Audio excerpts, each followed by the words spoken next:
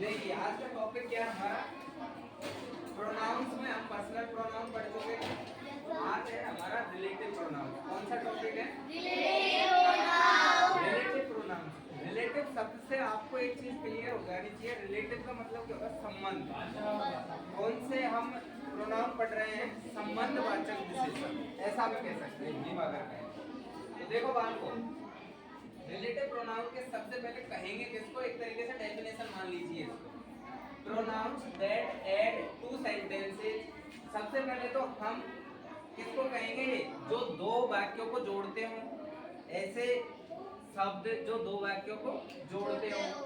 We can say it is relative pronoun. हम कह सकते हैं कि ये क्या है? Relative pronoun. It tells us about a noun which situated before it. यह किसके बारे में बताता है? हमें जानकारी किसके बारे में देता है? तो ये जानकारी देता है उस नाउन के बारे में या उस नाउन के लिए प्रयुक्त होते हैं ये जो इनसे पहले आए हों, इनसे पहले स्थित हों। उन नाउन के लिए क्या लगाए जाते हैं? रिलेटिव प्रोनाउंस लगाए जाते हैं। उनसे पहले जो भी नाउन आया उसकी जानकारी देने के लिए यूज किया जाता है। ठीक है, अब देखिए कैसे, अब इनका यूज कैसे होता है। एग्जांपल देखो, the boys who are playing are the students of our class. अब पहले यहाँ पे नाउन कौन सा आया है? बॉयज। द बॉयज नाउन आया है ना, इसके लिए कौन सा रिलेटिव प्रोनाउन यूज किया हमने? हु। ये हु रिलेटिव प्रोनाउन किसके लिए आया है? द बॉयज के लिए। ठीक है, तो ये क्या कहलाएगा?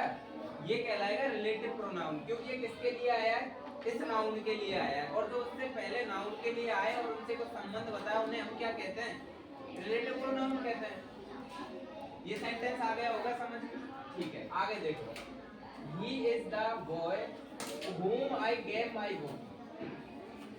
अब एक बात ध्यान रखना, सबसे पहली बात तो ये ही है, उसी का कॉम्प्लीमेंट द बॉय है और इसी के लिए whom आया है। कुल मिलाकर हम बात किसकी कर रहे हैं? सिर्फ एक जो भी नाम दिया हुआ है उसकी कर रहे हैं। अब ये whom को अगर अलग भी सब्जेक्ट दे दिया जाए और उसके लिए दूसरा आ जाए तो आप ये ना समझे कि इसके लिए नहीं आ सकता, इसके लिए भी आ सकता है, लेकिन प्रॉपरली किसके लिए आया है? द बॉय के लिए। अब द बॉय आया है, वो भी सब्जेक्ट का कॉम्प्लीमेंट है, वो ही का क्या है? कॉम्प्लीमेंट है द बॉय। इसी प्रकार whom भी किसके बारे में बता रहा है? द बॉय कह दीजिए चाहे ही कह दीजिए, क्योंकि दोनों वर्ड सेम है, एक दूसरे के कॉम्प्लीमेंट है। बुक बार स्टॉलन, इनके मीनिंग तो आपकी समझ में आए नहीं आए? द बॉय कि वो लड़के, who are playing are the student of our class, जो खेल रहे हैं वो मेरी कक्षा के छात्र हैं। He is the boy whom I gave my book, कि वह लड़का है जिसको मैंने क्या दी थी? मेरी बुक दी थी। ठीक है, she is the girl whose book was stolen। अब ये whose किसके लिए आया है? द गर्ल या she के लिए आया है। ठीक है, प्रॉपर्ली हम ये कहें द गर्ल के लिए whose आया है। ये किसके बारे में बता रहा है? इसके बारे में। किस तरीके से बता रहा है? देखो, she is the girl की वह लड़की है, whose जिसकी book was stolen, उसकी बुक चोरी हुई थी। कौन लड़की है ये? वह लड़की है जिसकी पुस्तक चोरी हुई थी। तो एक तरीके से whose आया है, किसके लिए आया है? द गर्ल के लिए। हमें एक तरीके से इसने इसी की तो जानकारी दी है बेटा, जिसकी, जिसका शब्द किसके लिए आया? द गर्ल के लिए। ठीक है, तो ये इसका क्या हुआ? Relative pronoun. You can take the pen which you like. अब ये विच किसके लिए आया है? पेन के लिए। ये आपने बहुत अच्छा रेस्पॉन्स दिया है। विच जो आया है वो पेन के लिए आया है। इसको ये मत समझना कि ये यू के लिए आया हो, यू के लिए नहीं आया, क्योंकि हमने डेफिनेशन पढ़ी है कि रिलेटिव प्रोनाउन से पहले जो भी नाउन दे रखा हो वह रिलेटिव प्रोनाउन उस नाउन के लिए ही आता है। ठीक है, तो ये विच वर्ड जो आया है वो किसके लिए आया है? द पेन के लिए आया है। ठीक है, you can take the pen which you like, कि आप वो पेन ले सकते हैं जो भी आप पसंद करते हैं। ठीक है, नेक्स्ट एग्जांपल देखो, he has cut down the tree that grew in your field, कि उसने उन पेड़ों को काट दिया है, काट डाला। that जो, अब ये that आया वो किसके लिए आया है? द ट्री के लिए। ठीक है, that grew in your field, जो कि तुम्हारे तुम्हारे खेत में बड़े हो रहे थे या तुम्हारे खेत में थे? ये हमने किसके बारे में बात की है? इसमें कोई विशेष एक रिलेटिव प्रोनाउन की बात नहीं की हमने। हु देखा, हुम देखा, व्हिच, व्हिच, दैट, काफी सारे के एग्जांपल एक ही लिए। अब एक एक के बारे में पढ़ेंगे। देखो किस जगह पे कौन सा लिया जाएगा, या हो सकता है हु, हुम, व्हिच, व्हिच, इनमें से कौन सा यूज करें, एक एक का रूल अलग से देखेंगे। अब सबसे पहले हम देखते हैं हु, हुम, व्हिच, ये तीन के बारे में देख लेते हैं। किन के बारे में? तीन के बारे में देख लेते हैं। ओके, तीन के बारे में कैसे देखते हैं? सबसे पहले रूल के अंदर कौन कौन से आ रहे हैं? हु, हुम और हुज, इन्हीं की बात करेंगे इसके के अंदर। सबसे पहले तो देखो हु, हुम और whose use for human beings, ये किन के लिए प्रयुक्त किए जाएंगे?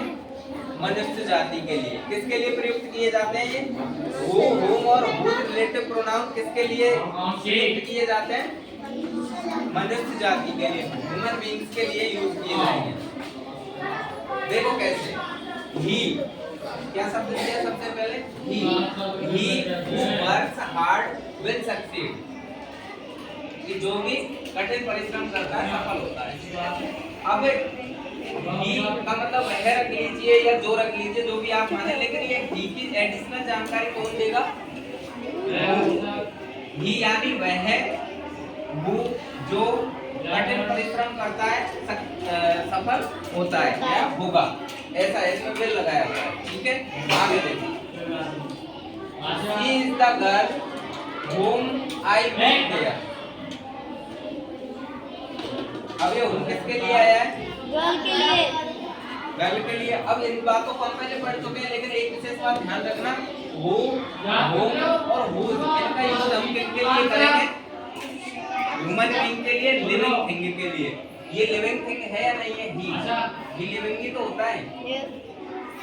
सी ये भी लिविंग ही है, नॉन लिविंग थोड़ी है, लिविंग है ना। ठीक है।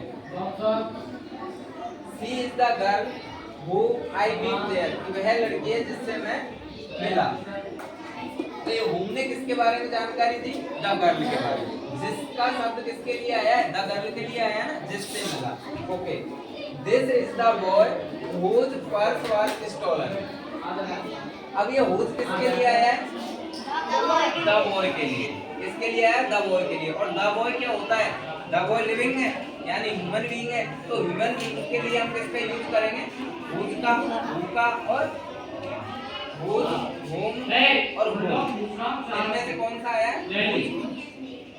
ये दोनों एग्जांपल आ गए, बात समझ में अच्छे से नहीं आए। This is the boy whose purse was stolen, कि वह लड़का है जिसका पर्स चोरी हो गया।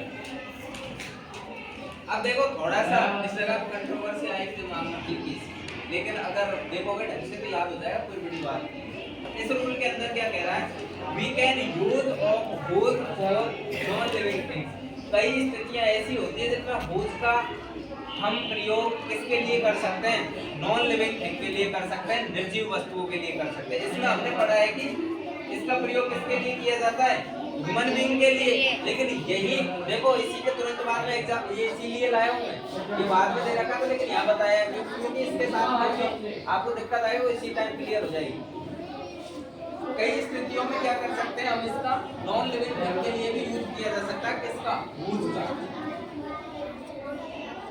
एग्जांपल देखो, draw a triangle whose sides are equal, कि एक त्रिभुज बनाइए जिसकी सभी भुजाएं क्या हो? बराबर, इक्वल। ठीक है, तो ये whose शब्द इसमें दिया हुआ है, ये किसके लिए आया है? ट्रायंगल के लिए आ गया ना।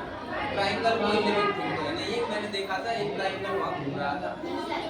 ऐसा नहीं होता है ना, ट्रायंगल तो क्या होते हैं? एक शेप होती है। ठीक है, तो शेप के लिए भी हम किसका यूज कर सकते हैं? whose का कर सकते हैं। आई बात समझ में? whose यानी दोनों के लिए प्रयोग किया जा सकता है, लिविंग थिंग और नॉन लिविंग थिंग के लिए। This is the house, this is the house whose owner has died, इस घर का मालिक, इस घर का मालिक की क्या हो गई? मृत्यु हो गई। लेकिन ये जो whose है ना, ये उस मृत्यु हुई है उस के लिए नहीं आया, बालों को दिखाने किसके लिए आया है? हाउस के लिए। दिस इज द हाउस, यह जो घर है जिसका, किसके लिए? द हाउस के लिए, जिसका ओनर हैज डाइड, उसका जो भी मालिक है, स्वामी है, उसकी क्या हो गई है? मृत्यु हो गई है। ये बात क्लियर हो गई है अब आपकी। रोज में थोड़ी सी कंट्रोवर्सी है, चीजें इस तरीके से यूज की जाती है। ओके, आ गया समझ में? चलो ठीक है, थैंक यू।